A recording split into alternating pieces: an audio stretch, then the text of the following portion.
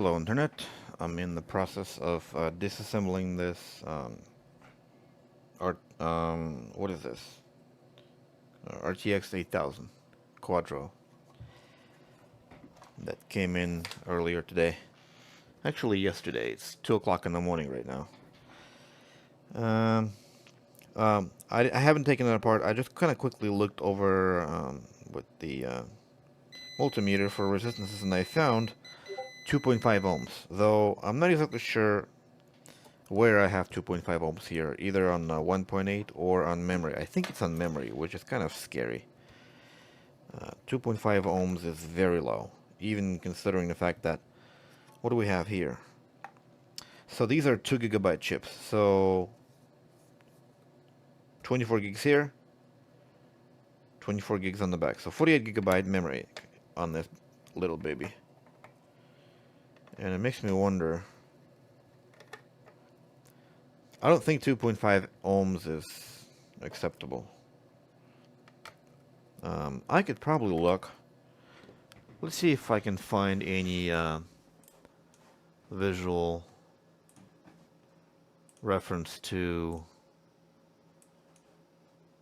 the measurements of this particular card. I have 5000. 5000 had 15 ohms, but it had chips only on one side. 2000, 37 ohms. I guess I never really bothered to make a record of that, but today we're all going to find out. Today we're going to find out whether or not 2.5 ohms or just under 3 ohms is normal for these cards. Who knows? It might be. It's kind of sad that they do not have any back plates. Nothing is protected. These things get stacked close together side by side in either a server type of setups, very special motherboards, special everything, whatever.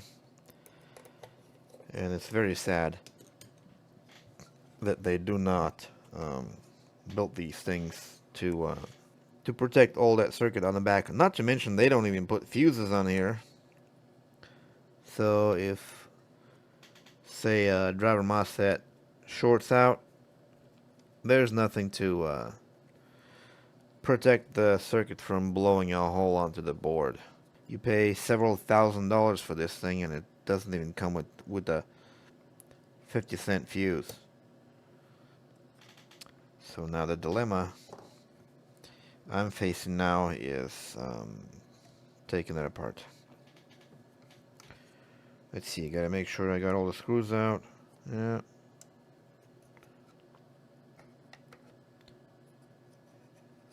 Come on. There we go. Slowly, carefully. Alright, so there it is. It looks like it has never been taken apart. And it looks like the chips that are at the bottom, I wonder if that's compound. It's kind of hard to say, kind of hard to see. Let me switch you over to a microscope so we can have a look. Do you think that's compound there? Or is that just silicon residue? No, it's compound. Which is very depressing. Because if there's any issues with the memory chips that are in this area, a sure way to remove any of them without damaging the board would be to sacrifice the chip. All 4 of them, because they're so close together. So, hopefully it's not going to come down to that. My main concern is the voltage, is the resistance on memory, which was, yeah, 2.3 ohms. So, what is this here? This is probably PEX. And this is probably 1.8. which is very concerning. So it looks like we got a short. This could be PEX. So let me look. Let me look real quick at a 2080 Ti, for example. Let's see. Let's look at the 2080 Ti. Just a reference design. Which one's which? What is this? Okay, so that's PEX. That was normal. And that's 1.8. So we have a short on 1.8. And we have a short on memory, which is wonderful. Okay. So first order of business, I want to see what's pulling the 1.8 down so low. 79 ohms or whatever is on there. It is absolutely not normal. See right there. 73 ohms. This is absolutely not normal. So what I want to do, I want to, let's power the board and see what it does. Well, actually, no, we're not going to power the board. We're just going to power our voltage injector. And we will be injecting 1 volt. Hopefully we'll find a glowing memory chip that's not at the bottom of the board. That's too many hopes in ones.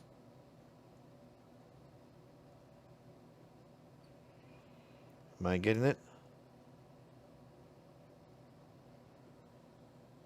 It's pulling 0.32 of an amp, which is very low.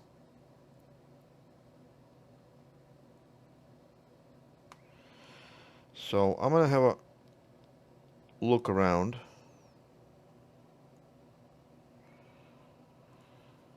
And actually, let's see if I can inject 1 volt into memory. Maybe we'll find something on memory. So the memory is pulling almost 1 amp. And we can see something is warming up in this corner here. So my guess is if we flip the chip over, now I gotta find which one of these caps is the memory rail. So is this the ground? Yeah. So this chip here is short for whatever reason. Oh, I think I see what the reason is. Let's have a closer look. Right there. See the little nick? So my guess is something hit this chip from the top, blowing his brains out, and it is now shorting both 1.8 and the memory rail. So let's go ahead and replace this chip real quick. Hopefully we can get that done before it's 3 o'clock in the morning. And see if that helps. So let me go ahead and X this guy out. And I sure do have a few in here. Are we dealing with HC16? No, it's an HC14. So we don't want to, I mean we can. It's not going to hurt it. A little faster chip. A little faster than the rest. It's not going to cause any trouble whatsoever. If they were all HC16 and then I were to put the HC14 on here, then it wouldn't work. You can go faster, but you cannot go slower. So let's go ahead and do that real quick.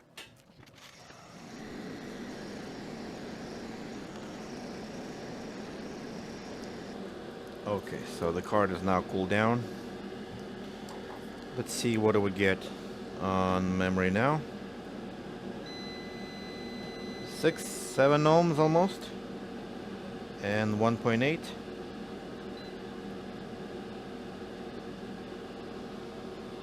1.5K. Okay. So we can now power it on and see if we have all of the voltages that we need in order to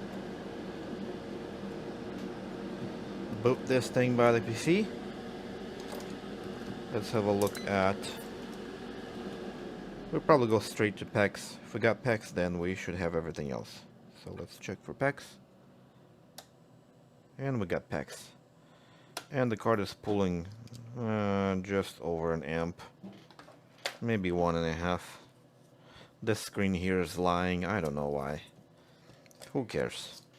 So, let's plug this thing into a motherboard.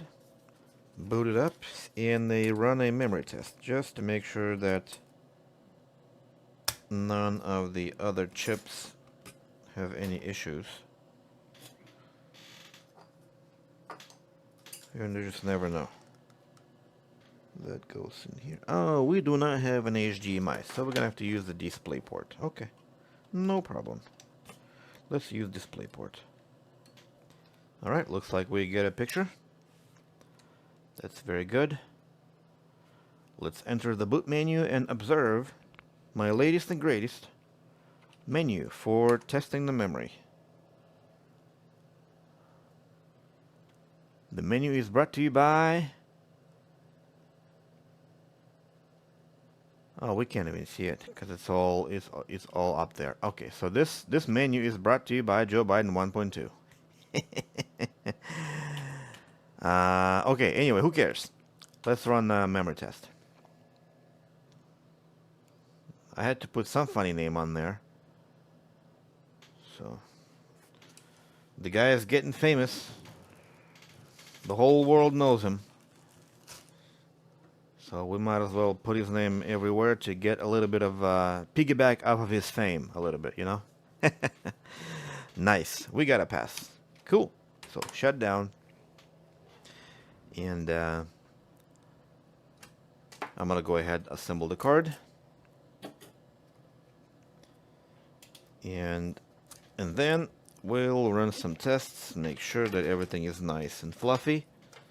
And I'll let the customer know that the card had been fixed with the minimum amount of blood.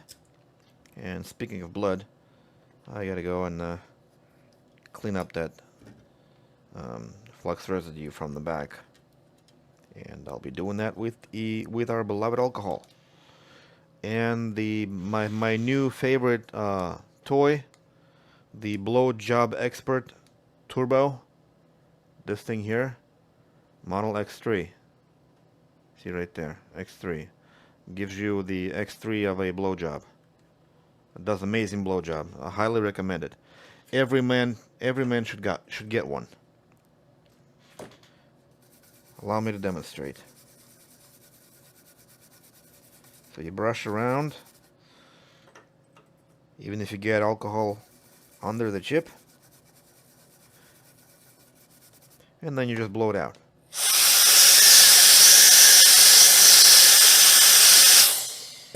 And then it'll blow it out like new.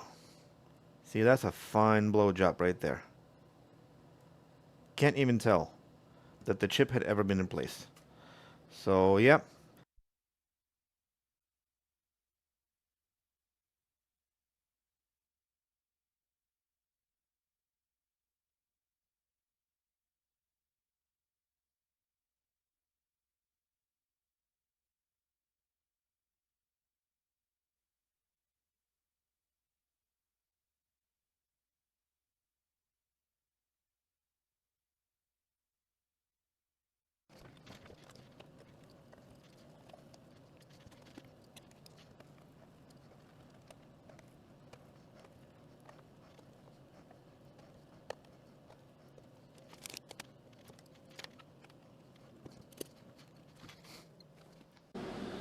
So what I'm seeing here is I don't like the thermals, especially the hot spot. It rises too quick, almost to 90, almost to 100 degrees, and then it starts to throttle. So it seems like something's wrong with the thermal paste application, or the card itself simply isn't designed to run at 100% TDP. So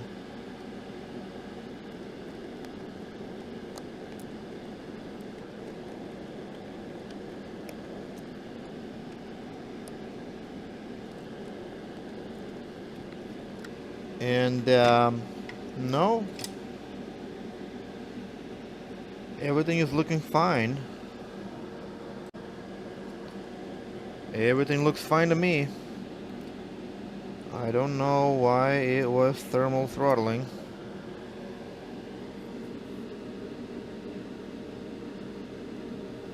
Yeah, very interesting. I kind of wonder if this... No, I don't think so. There's no way that this is a vapor chamber. There's no way. So let's go ahead and apply the good old MX4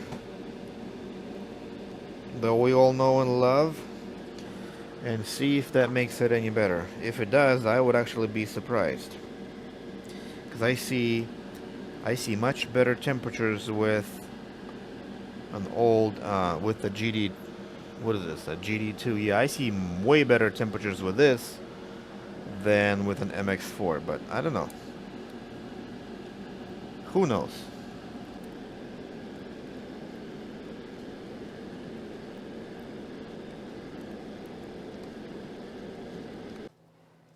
Alright, now let's try again. See if it makes it any better. We're already 13 degrees delta and we're not even doing anything. Yeah, 85, 87, 87, 91, 94. Yeah, it's already up there. It is not the thermal paste. It is not the paste. It is the cooler itself. So there's nothing I can do about this at this point because the thermal interface is fine. The bottom line is, at this point, there's nothing I can do. So we're just gonna have to. I'm not even going to run superposition or 3D mark. I could probably run 3D mark in a window mode so that I can carefully observe the temperature and make sure that it passes, so that I can test the functionality of the card rather than its ability to handle maximum TDP. So that way I can feel confident that the card is actually working as it should, with the exception of its terrible, terrible thermals. So we're just gonna run it in a window mode.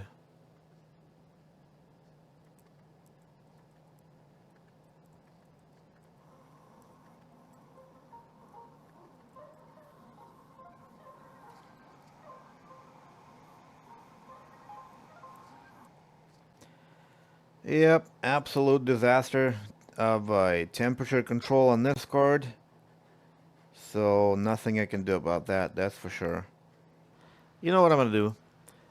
I won't just satisfy my own curiosity and just take a look at that terrible cooling solution that they implemented on this. I don't know, $4,000 graphics card at least. I think that's what they go for. Not sure. So I want to crack this thing open. This is not a vapor chamber. It's just a aluminum copper block with fins in there, and it's not particularly big. Kind of explains the inefficiency of it. So, well, at least that was boring, I guess. I don't know. Let me guys know what you think about this repair in the comment section, and hopefully you learned something today. I sure did.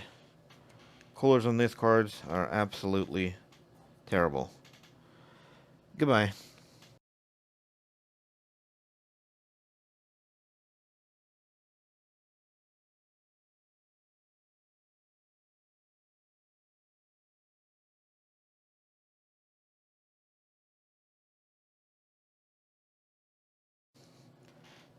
I kind of wonder if you were to put this board onto some kind of a 2080 Ti